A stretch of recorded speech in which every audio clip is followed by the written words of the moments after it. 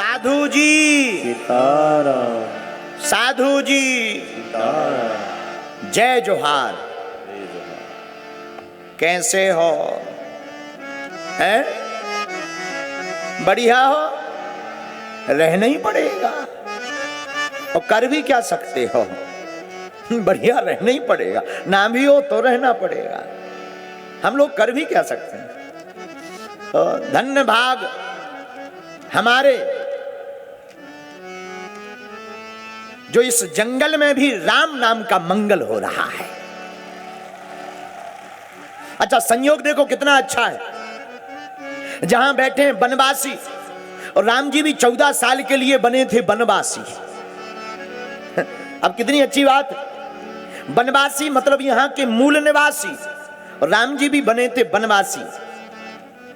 धन्य है इस कथा आयोजन के मुख्य यजमान हमारे बड़े ही प्रिय शिष्य श्री नानो कावरे जी, उनके बड़े भाई और उनका पूरा परिवार। जंगल में आज तक ऐसा आयोजन कभी नहीं हुआ इतिहास में, और उन्होंने हमको बुलाकर हमें भी धन्य कर दिया। राम कथा सुना करके बालाघाट के इस जंगल में भी मंगल करवा दिया। अच्छा अच्छा अच्छा, एक बात, बड़े बड़े शहरों में तो सबको ही कथा करवाता है। जब श्री नानो कावरे जी, आप हैं तो चूंकि राजपीठ में मंत्री आयुष विभाग के, आप हमारे पास आए, बोले गुरु जी कथा दीजिए। हमने कहा अभी मत लीजिए। बोले नहीं नहीं, आप तो कृपा कर दीजिए। हमने कहा अभी 2024 तक हाल बेहाल है, डायरी फुल है, दिन केवल 365 कुल है। लेकिन नहीं माने, बोले नहीं गुरुजी कुछ ना कुछ तो बनाइए। तो हमने कहा 2 दिन हमें सोने के मिले थे कि आराम करेंगे, कथा से थक जाएंगे, आराम करेंगे, 2 दिन सुबह ही ले लो। बोले चलेंगे।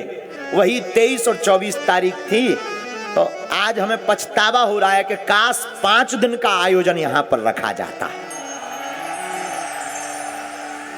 इतना इनका अच्छा भाव, इतनी विनम्रता, और बालाघाट में भी इतने पागलों का, इतने जंगल में भी पागलों का जुड़ना। याद रखना, इस भारत पर जब आतताई अंग्रेज अत्याचार कर रहे थे, उन अंग्रेजों का हटाने का बिगुल भी इसी जंगल से वीर बिरसा मुंडा के द्वारा उठाया गया था। है? भगवान बिरसा मुंडा के द्वारा ऐसा बिगुल बजाया कि अंग्रेजों को अपनी नानी याद आ गई। अब हमें एक बात और याद आ रही है। इस कथा के पहले हाई कोर्ट में पिटीशन लगाई कि धीरेन्द्र कृष्ण शास्त्री बागेश्वर सरकार को यहां मत भेजो जंगल में, वरना बनवासी आदिवासी लोग विचलित हो जाएंगे। हमें उल्टा लग रहा कि उनकी अब ठटली बढ़ गई। क्या उन्हें लग रहा था कि रुक जाएगी, पर सच ये है विरोध करने वाले भी कुछ अंग्रेज ही हैं। लेकिन एक बात बोल रहे, धन्य है बालाघाट के पागलो, तुमने उनको जिस प्रकार तुम्हारे भगवान वीर बिरसा मुंडा जी ने अंग्रेजों को उखाड़ दिया। अब हमें लगता है फिर से जंगल से ही क्रांति उठेगी और भारत में रहने वाले हिंदू विरोधियों को तुम ही लोग उखाड़ पाओगे।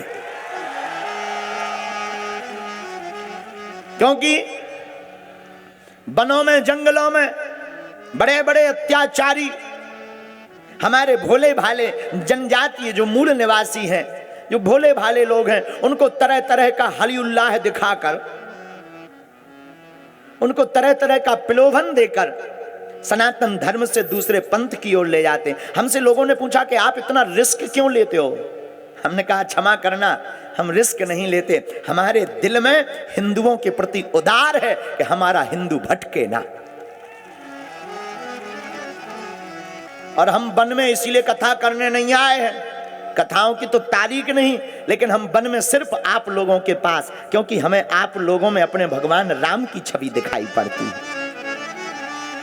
आप अपना गौरव भूलना मत। वन में रहने वाले वनवासियों, तुम उस वंश के हो उस खानदान के हो कि तुम्हारी पूर्वज की पीढ़ी ने भगवान राम का साथ जिस प्रकार दिया था, अब हम प्रार्थना करेंगे, अब तुम्हारी फिर जरूरत है, अब तुम्हें हिंदू राष्ट्र का साथ देना पड़ेगा। जिस प्रकार राम जी बन गए तो राम बन गए, राम जी बन गए तो राम बन गए। अब हमें ऐसा लगता है कि पुनः भारत के बड़े बड़े बुद्धिमानों को अब इन वनवासियों को इसी प्रकार कथा सुनाकर, इनको गले लगाकर, ये बेचारे बड़े बड़े मंचों पर जा नहीं पाते क्योंकि इनके पास इतना रुपया होता नहीं। आजकल मंच भी अमीरों को मिलता है, जो बड़े पद वाले हों, बड़ा नाम हो, और कथाएं भी वहां की जाती हैं जहां माल ज्यादा आवे। लेकिन हमने ठीक उल्टा निर्णय लिया है। हम भारत के समृद्ध प्रदेशों में, समृद्ध शहरों में कथा तो करेंगे, लेकिन अपनी जिंदगी के 2-3 महीने में 3-3 दिन जंगलों में गुजार कर वनवासियों को राम कथा सुनाएंगे।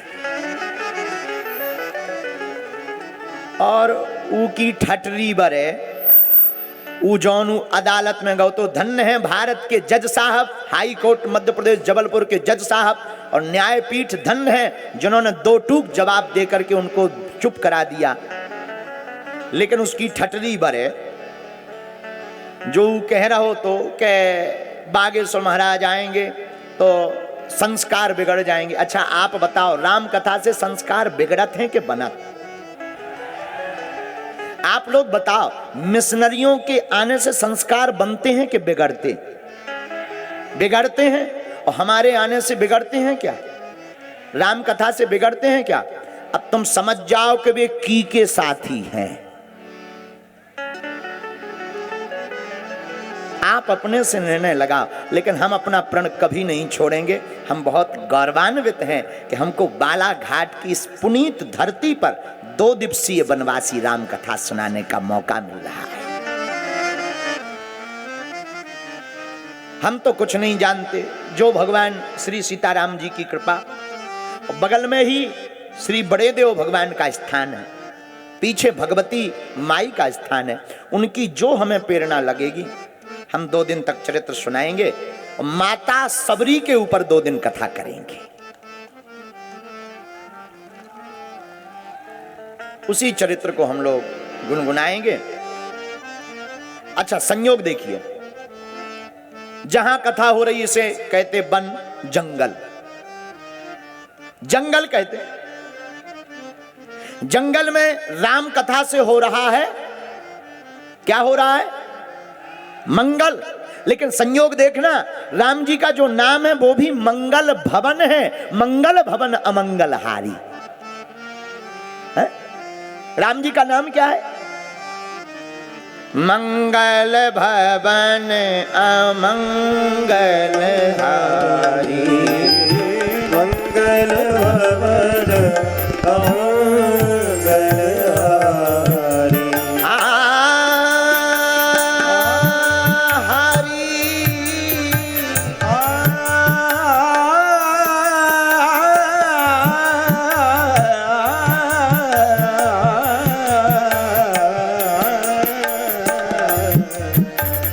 मंगल भवन अमंगलहारी।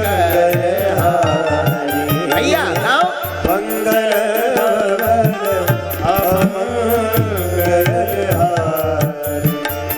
द्रिबाहु सुदशरथ अजर बिहारी। द्रिबाहु सुदशरथ गाइए। अजर बिहारी। त्रिबाहु सुदशरथ अजर बिहारी। त्रिबाहु सुदशरथ अजर बिहारी। श्री राम जय राम जय जय राम। श्री राम जय राम जय जय राम। हाँ। श्री राम जय राम जय जय राम। हनुमान जी महाराज की जय हो। तो भगवान का नाम क्या है? बोले अमंगलहारी। अच्छा, अमंगल क्या है? जिसमें कोई प्रसन्नता न मिले वो अमंगल, और जिसके आते ही प्रसन्नता हो वो मंगल। तो भगवान राम जी क्या है? अमंगल का विनाश करने वाले, मंगल को देने वाले। अच्छा, भला संसार में ऐसा कौन आदमी होगा जो मंगल ना चाहता हो? और हम तो बालाघाट के पागलों से यही कहेंगे, परसवाड़ा के रहने वाले पागलों, तुम भाग्यशाली हो। जीवन का लक्ष्य भुक्ति नहीं है, जीवन का लक्ष्य तो मुक्ति है। भुक्ति का मतलब भोग, संसार का लक्ष्य भोग नहीं है, संसार का लक्ष्य तो मुक्ति है। और एक बात, जीवन को यत्र से मत महकाओ। अगर तुम्हें जीवन को महकाना ही है तो राम चरित्र से जीवन को महकाओ। इत्र यत्र इत्र की खुशबू 2 दिन चलेगी, ज्यादा हाई फाई लगाओगे 8-10 दिन। दारू की चलत दिन भर, दारू की खुशबू दिन भर, इत्र की खुशबू थोड़ा ज्यादा चल जाती है 8-10 दिन। अच्छा ज्यादा महंगा वाला लगा लो 20-25 दिन, इसके बाद इत्र की खुशबू गायब। लेकिन इत्र की खुशबू तो अस्थायी है, मात्र 20-25 दिन टिकता है, लेकिन चरित्र की खुशबू तो सदियों तक याद रखी जाती है। रानी दुर्गावती, इनके चरित्र की खुशबू आज तक है। इन्होंने जो किया, भगवान बिरसा मुंडा जी, इन्होंने जो किया आज तक इनके चरित्र की खुशबू है। राजा शंकर शाह, कुंवर राजा रघुनाथ शाह, इनके चरित्र की खुशबू आज तक जिंदा है। इसलिए हम लोगों को चरित्र की खुशबू पर ध्यान देना चाहिए, इत्र की खुशबू पर नहीं। एक बात और, इत्र की खुशबू और चरित्र की खुशबू दोनों में जमीन आसमान का अंतर है। जैसे कांच और मणि, कांच और मणि देखने में एक जैसी होती हैं, चमकदार होती हैं, लेकिन जो काम मणि करती है वो कांच नहीं करता है।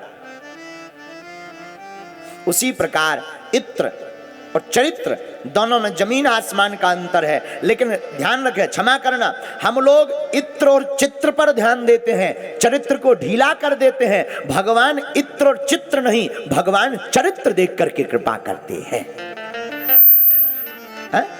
क्या देखकर कृपा करते? अच्छा, एक बात बताओ, बस होती है, बस बड़ी वाली पुरानी बस हो, खटारा, उसमें पेंट करवा दिया जाए नया, बढ़िया नए सीटें, नए पर्दे लगवा दिए जाए, बस देखने में फिर कितनी सुंदर लगेगी बताओ? बहुत ज्यादा लगेगी। हाँ जी या ना जी? बोलो।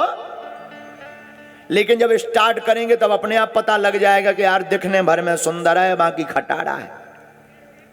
हाँ जी या ना जी? उसी प्रकार हम बाहर से दिखने में भले ही सुंदर हो, पर चरित्र खराब हो तो वह चित्र किसी काम का नहीं। और भगवान के द्वार पर चित्र की नहीं, चरित्र की पूजा है। इसलिए तो गोस्वामी तुलसीदास जी ने राम चरित्र मानस को निर्माण कराया। अच्छा, रामचरित्र मानस क्या है? रामचरित्र मानस का अगर अर्थ समझना है तो रामचरित्र मानस को उल्टा करो। अच्छा, रामचरित्र मानस को उल्टा करके पढ़ेंगे तो क्या होगा? मानस चरित्र राम, जिस मनुष्य का चरित्र राम की भांति है वही रामचरित्र मानस है। दूसरी बात, हम लोग चित्र, हम लोग साधन और हम लोग प्रदर्शन, इन 3 पर ध्यान देते हैं। चित्र, साधन, प्रदर्शन। होना यह चाहिए, चित्र की जगह चरित्र का पर ध्यान देना चाहिए, साधन की जगह साधना पर ध्यान देना चाहिए, और प्रदर्शन की जगह भगवत दर्शन की तरफ ध्यान देना चाहिए।